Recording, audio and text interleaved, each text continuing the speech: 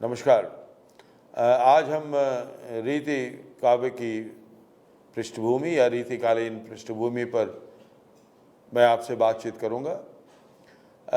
जैसा कि आप जानते हैं कि जब हिंदी साहित्य का इतिहास हम पढ़ना शुरू करते हैं तो उसको कई कालों में विभाजित करते हैं, जैसे आदिकाल, भक्तिकाल, रीतिकाल और आधुनिक काल। मुख्य रूप से 4 भागों में विभक्त करते हैं।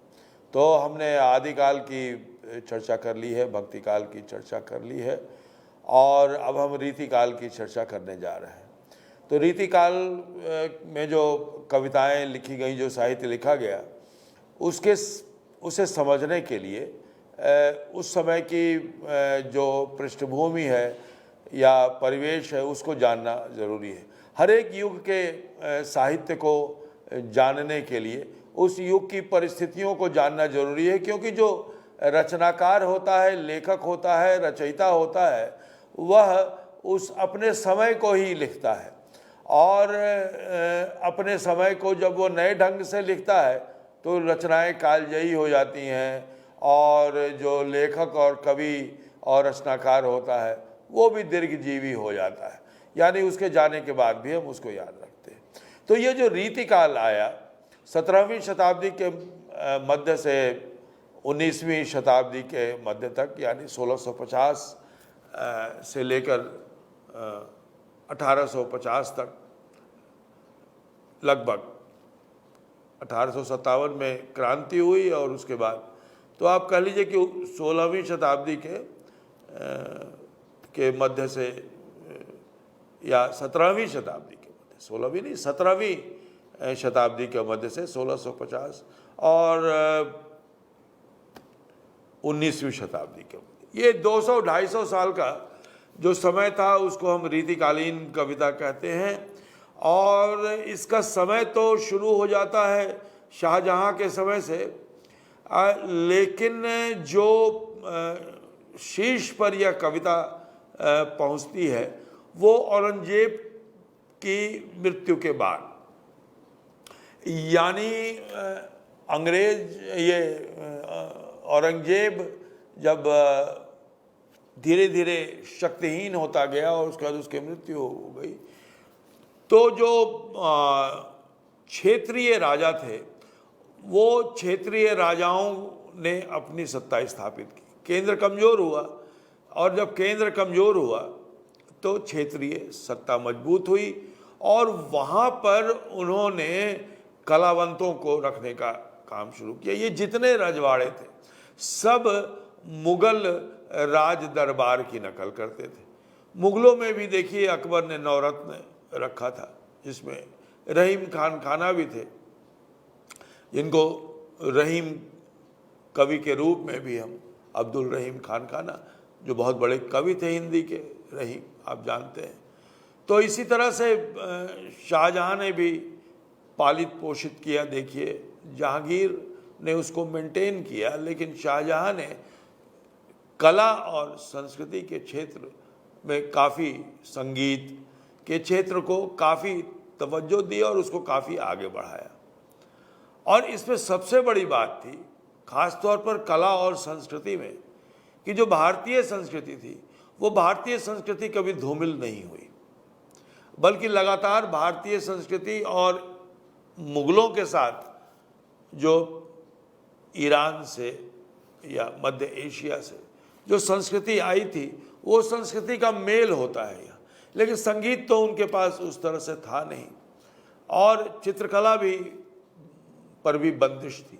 तो इन दोनों ही क्षेत्रों में चित्रकला और संगीत को तो पूरी की पूरी तरह मुगलों ने भारतीय संगीत और कला को अपनाया। चित्रकला भी उनके पास जो मोटिव्स थे, उसने फूल पत्तियां बनाने का तो इस्लाम में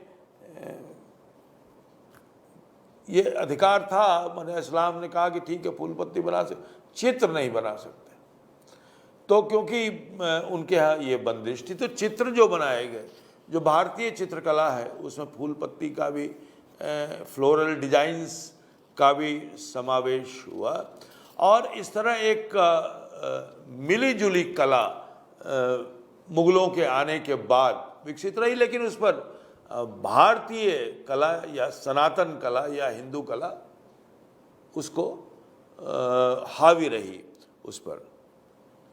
अब जब कलावंतों को राजाओं ने अपने यहाँ संरक्षण दिया तो वो उनसे ये भी अपेक्षा करते थे कि वो राजा का मनोरंजन भी करें, उनकी प्रशंसा भी करें। तो कविता में, साहित्य में चमत्कार पैदा करके ये मनोरंजन का काम कवियों ने शुरू किया। तो ये बहुत बड़ी उपलब्धि इस काल की है कि कविता में चमत्कार, उक्ति चमत्कार पैदा करना, अर्थ चमत्कार पैदा करना, भाषा में चमत्कार पैदा करना। लेकिन इन कविताओं को देखने के बाद, पढ़ने के बाद हम ये समझ लेंगे कि किस प्रकार इस कविता में उस समय का समाज वर्णित हो रहा था।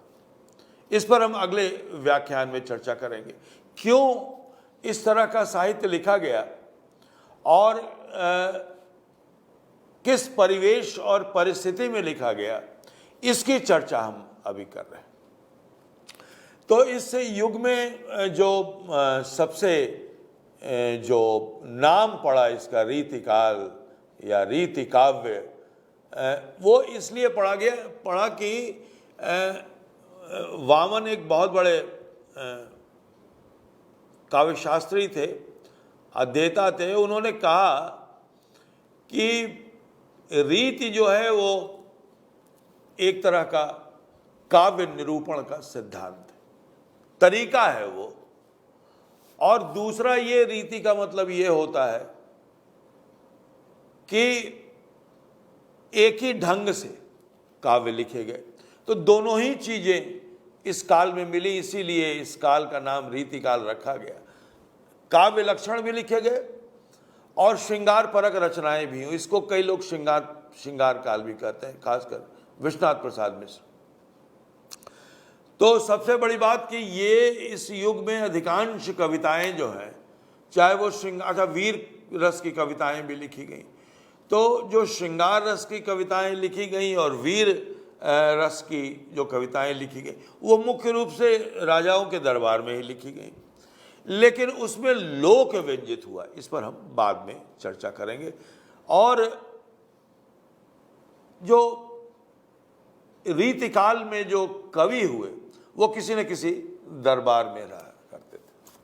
तो हम कह सकते हैं कि मुगल शासक शाहजहां के शासनकाल से रीतिकाल का आरंभ हुआ और उस समय कला की पराकाष्ठा थी, इसीलिए कविता में कला का प्रवेश हुआ। और निश्चित रूप से उस समय अलग अलग जो परंपराएं आ रही थी वो है। लेकिन एक बात जो महत्वपूर्ण है कि जो केंद्रीय सत्ता कमजोर हुई तो क्षेत्रीय सत्ता मजबूत हुई। वहाँ जैसे राजस्थान में, तो राजस्थान में रीति काव्य बहुत लिखा गया, फिर बुंदेलखंड में बहुत लिखा गया। तो वहाँ पर रजवाड़े बहुत थे, रजवाड़े संरक्षण देते थे कवियों को, और इस प्रकार नए ढंग की कविताएं लिखी जाती थी। अच्छा, एक बात उसमें ये देखते हैं कि ये कवि जो थे वो कवि राजा के लिए लिख रहे थे, लेकिन ये चूंकि कवि थे इसलिए इनके भीतर एक संकोच भी था कि हम केवल प्रशस्तिवाचक कविताएं भी लिख रहे हैं तो क्या आगे के लोग इसको कविता मानेंगे।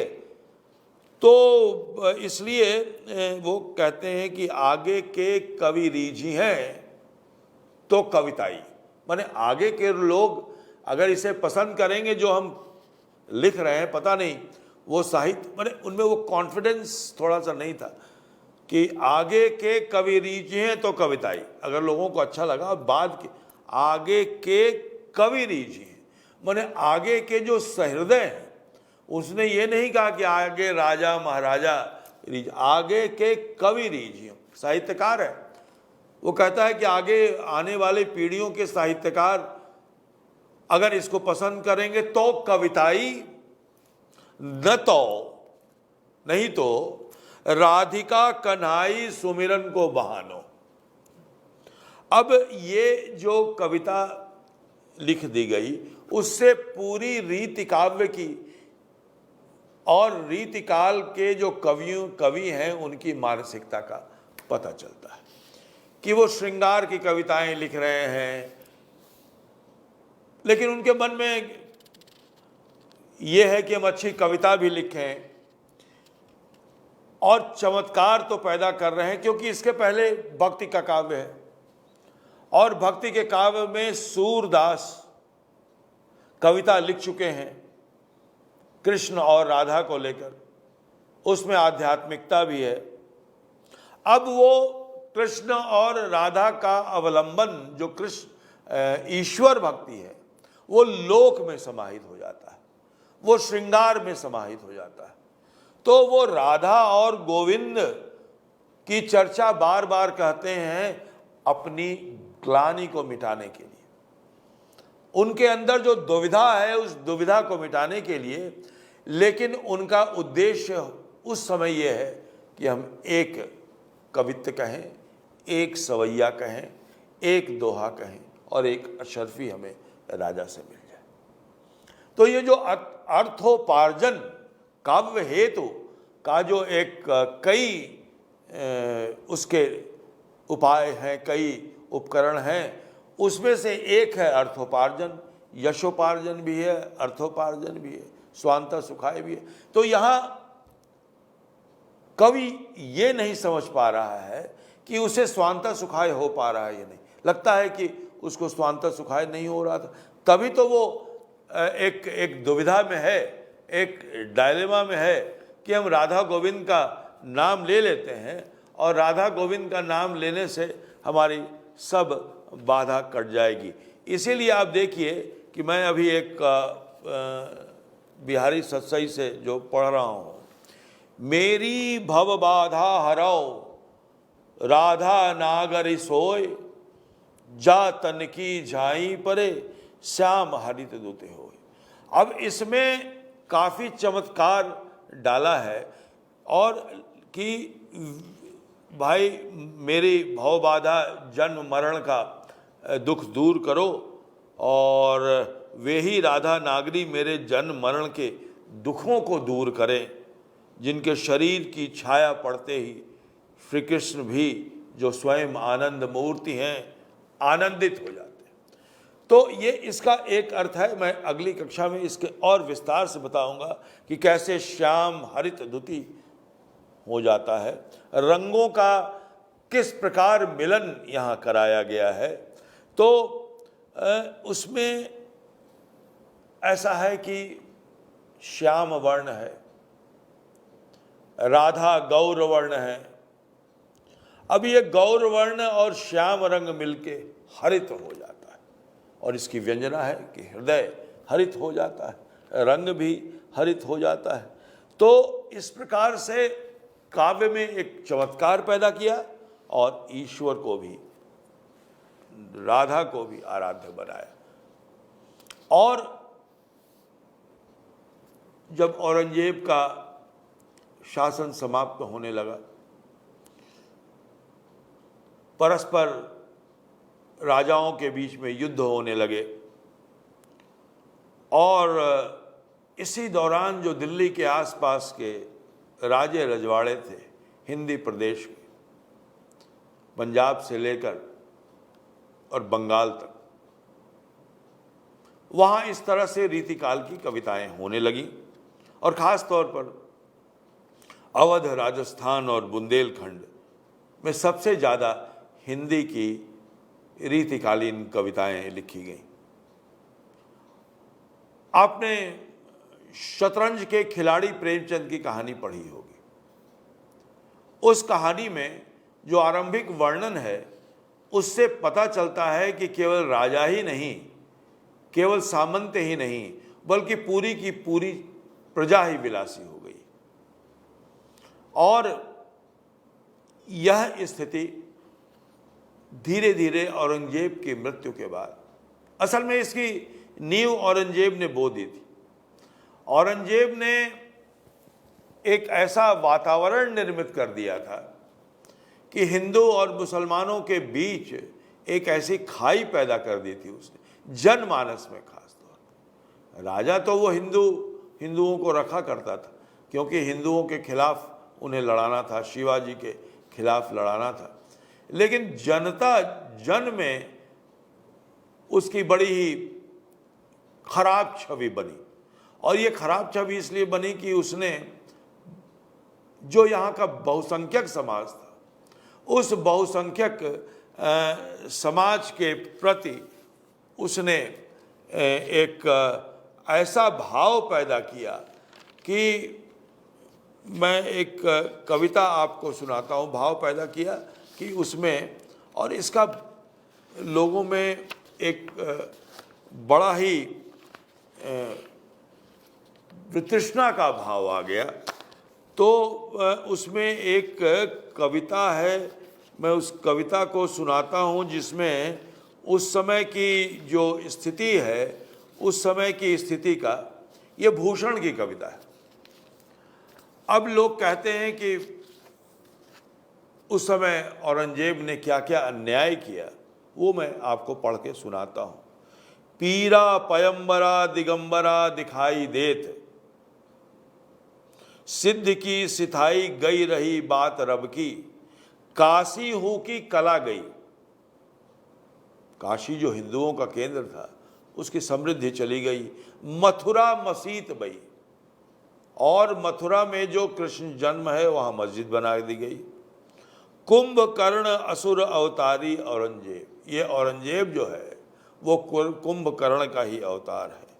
काशी प्रयाग में दुहाई फेर रब की, काशी और प्रयाग की भी वही स्थिति हो गई। तोड़ डाले देवी देव शहर मोहल्लों, लाखों मुसलमान किए माला तोड़ी सबकी। काशी करबला होती मथुरा मदीना होती, शिवाजी न होते तो सुनती होती सब। अब ये देखिए कि उस समय का वर्णन एक रीतिकालीन कवि कर रहा है। माने वो बता रहा है कि किस तरह से औरंगजेब ने जो हिंदू संस्कृति, भारतीय संस्कृति के जो गढ़ थे, काशी, मथुरा और प्रयाग, इनको किस तरह से इस्लामी संस्कृति आरोपित करने की यहाँ कोशिश की गई। और शिवाजी ने अगर इन प्रदेशों को न बचाया होता तो काशी करबला हो जाती और मथुरा मदीना बन जाती। इसका मतलब यह है कि जन में जो जन की भावना है, उस जन की भावना को कवि व्यक्त कर रहा है। लेकिन ये भावना जो दिल्ली के आसपास के रजवाड़े थे, उनमें अभी तक नहीं पनप पाई थी। और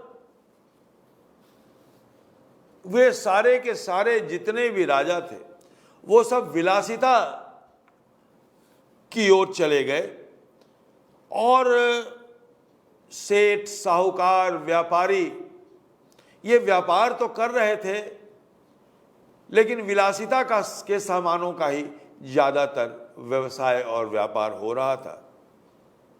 कृषकों और मजदूरों को देखने वाला कोई नहीं था।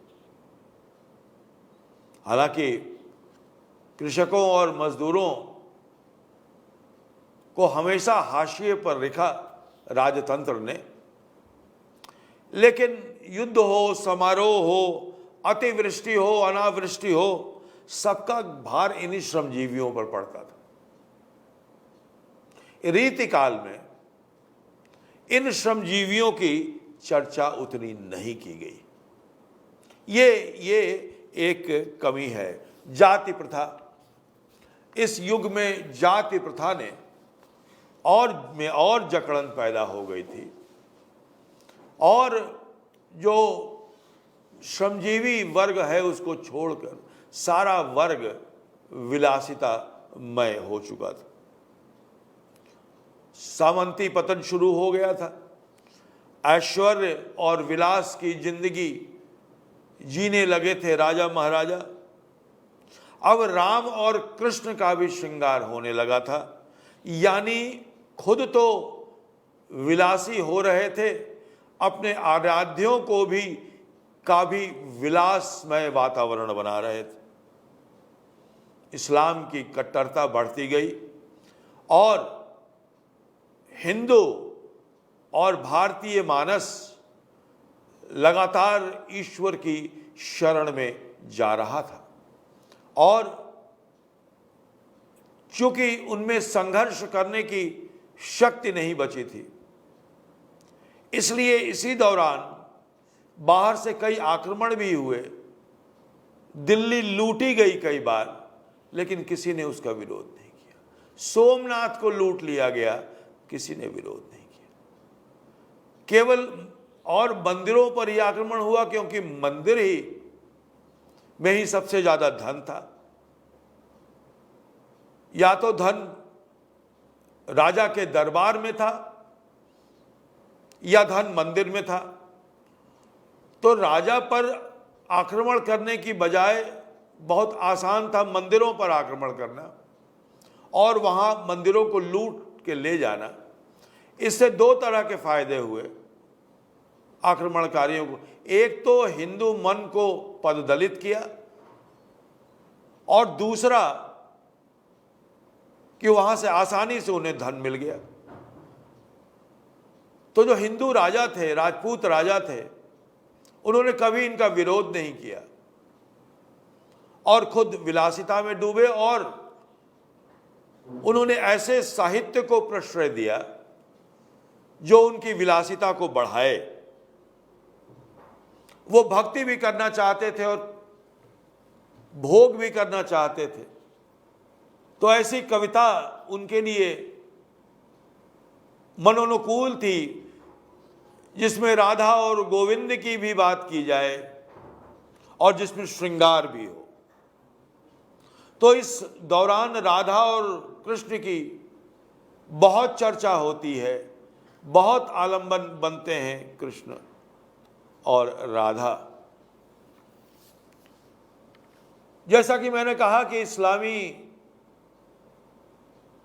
कला में सबसे ज्यादा स्थापत्य लेकर आए, लेकिन उस स्थापत्य पर भी जो हिंदू स्थापत्य था वो हावी रहा। लेकिन संगीत के क्षेत्र में और चित्रकला के क्षेत्र में हमेशा से हिंदू संस्कृति, भारतीय परंपरा ही हावी रही और उसे मुसलमानों ने अपनाया।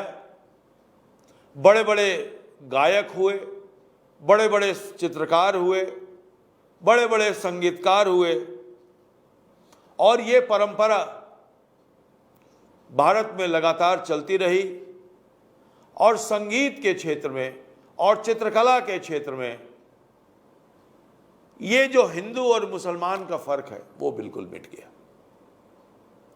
लेकिन दूसरे क्षेत्रों में यह फर्क बना रहा और यहां के राजाओं ने भी मुगल दरबारों की नकल की, अय्याशी की और उस अय्याशी के लिए साहित्य को अपना उपकरण बनाया।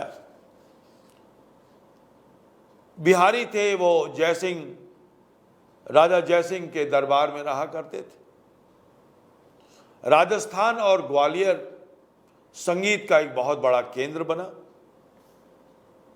और दूसरी बात जो है, इन राजाओं को समझने, काव्य समझने समझाने के लिए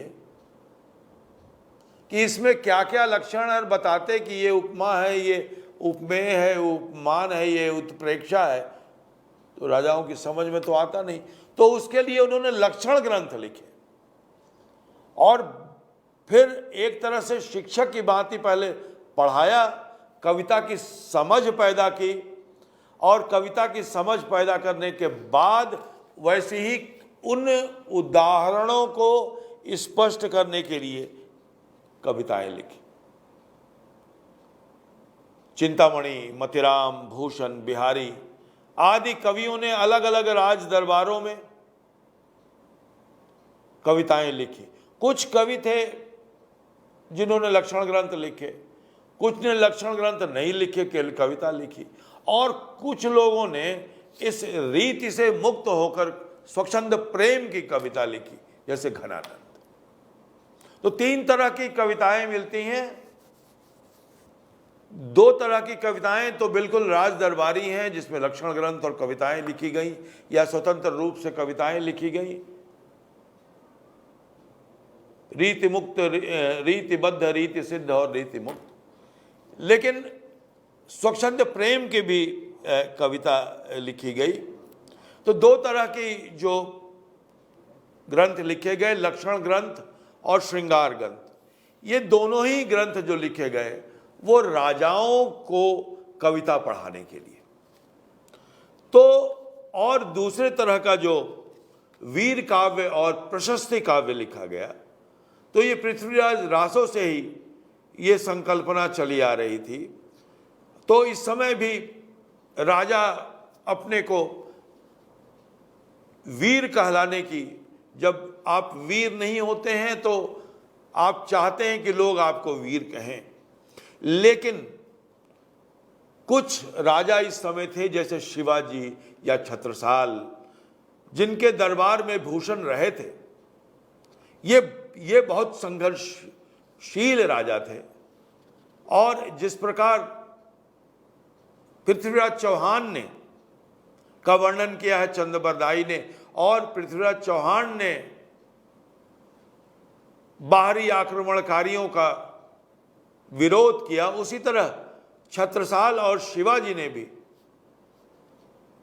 भारतीयता की रक्षा करने के लिए, भारतीय संस्कृति, हिंदू संस्कृति की रक्षा करने के लिए लगातार संघर्ष किया। अभी मैंने आपको एक उदाहरण के द्वारा आपको समझाया था। तो ये काव्य लक्षण कह के और काव्य कहने की परंपरा इसी दौरान शुरू हुई, और ये बहुत ही महत्वपूर्ण साहित्य इस समय सामने आया। तो विद्यार्थियों, आप ये समझ गए होंगे कि इस दौरान इस तरह की कविताएं क्यों लिखी गई, श्रृंगार की कविताएं ज़्यादा से ज़्यादा क्यों लिखी गई, वीर काव्य क्यों लिखा गया इतना ज़्यादा। लेकिन इस दौरान वो परंपरा भी चली आती थी, जैसे जो रहीम की परंपरा थी, नीति काव्य की परंपरा, और बिहारी ने भी लिखा, गिरधर कविराय ने भी लिखा, वृंद कवि ने भी लिखा, वैताल कवि, बहुत सारे कवि हैं जिन्होंने लिखा। तो ये जो परंपरा थी, साहित्यिक परंपरा पीछे से जो चली आ रही थी, वह साहित्यिक परंपरा चली आ रही थी। भक्ति की जो धारा थी, वो कृष्ण भक्ति की जो धारा थी, वो कृष्ण भक्ति की धारा लौकिक धारा में परिवर्तित हो गई। तो एक दरबारों में काव्य लिखा गया, दरबारों के लिए काव्य लिखा गया। ऐतिहासिक पृष्ठभूमि ये हुई कि सत्ता की केंद्रीयता, मुगल शासन बिखरने लगा, स्थानीय क्षेत्रीय क्षत्रपों का योगदान होने लगा, सामाजिक स्थिति ऐसी थी कि जिसमें बस विभाजन था ऐश्वर्य और जिनके पास कुछ नहीं है उनके बीच।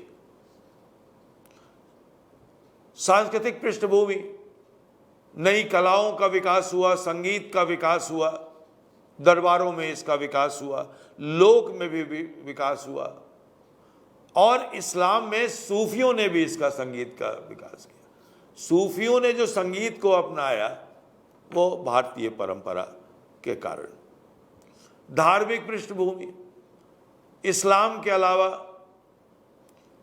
हिंदू धर्म में कई धाराएं थीं, जैन और बौद्ध धाराएं कमज़ोर पड़ गई थी, लेकिन शैव और वैष्णव धारा लगातार अपना आधार बनाए हुए थी। और राम और कृष्ण दो ऐसे आधार थे जिनको पकड़कर पूरी हिंदू जाति कहते हैं न, तिनके को सहारा मिल गया था। लेकिन राम और कृष्ण भी इस दौरान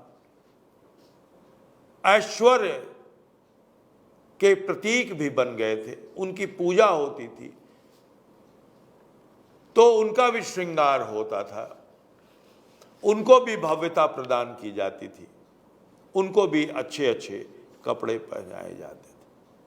साहित्यिक पृष्ठभूमि, इस समय जो साहित्य लिखा गया वो परंपरा से जो साहित्य चला आ रहा था, वो परंपरा से जो साहित्य लिखा जा रहा था, वीर काव्य, नीति काव्य, लौकिक काव्य, वो परंपरा लगातार चली आ रही थी। इस दौरान जो श्रृंगार की परंपरा थी, जो आदिकाल से क्या संस्कृत साहित्य से जो श्रृंगार की जो परंपरा थी, वह श्रृंगार की परंपरा रीतिकाल में अपने पूरे यौवन पर आ गई और हिंदी में पहली बार इतनी बड़ी मात्रा में श्रृंगार काव्य लिखा गया।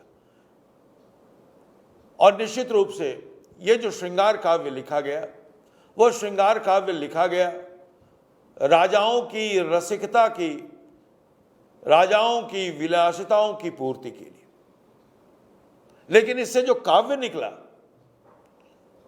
वह न केवल कला के रूप में बल्कि वस्तु के रूप में भी, और स्त्री की स्वच्छंदता और स्त्री को प्रेम करने के अधिकार के रूप में भी सामने आया। तो एक बहुत बड़ा परिवर्तन, बहुत बड़ा अंदर ही अंदर एक बहुत बड़ा परिवर्तन हुआ, जिसकी चर्चा हम आगे की कक्षा में करेंगे। तो यह काव्य एक सामंती वातावरण में लिखा गया। सामंती व्यक्तियों को ध्यान में रखा गया, क्योंकि यह इस युग का अधिकांश काव्य दरबारों में रचा गया, दरबार के लिए रचा गया। लेकिन चूंकि कवि लोक के बीच में, समाज के बीच में रहते थे, इसलिए उसकी जो विषय वस्तु थी वह विषय वस्तु लौकिक रही, लोक में रही, और लोक के स्त्री और पुरुष के श्रृंगार का चित्रण हुआ। इसमें राजा और रानी के श्रृंगार का वर्णन नहीं है। इसमें सामान्य स्त्री और सामान्य पुरुष, सामान्य नायक और सामान्य नायिका का चित्रण है। इसलिए दरबार में जो कविता पहुंची वो लोक की कविता पहुंची। ये लोक और दरबार का सम्मिलन हुआ इस कविता में। राजा के लिए कविता लिखी गई, इसलिए श्रृंगार का समावेश किया गया। लेकिन आलंबन किसको बनाया गया? लोक में रहने वाले लोगों का, नायक का, नायिका का। बड़ी बड़ी उड़ानें ली, कल्पना ली, और कल्पना का जितना विस्तार हुआ तो साहित्यिक रूप में एक बहुत बड़ा उछाल था हिंदी काव्य में कल्पना के समावेश के लिए। ऐसी कल्पना भक्ति काव्य में नहीं थी, ऐसी कविता कल्पना आदिकाल में नहीं थी।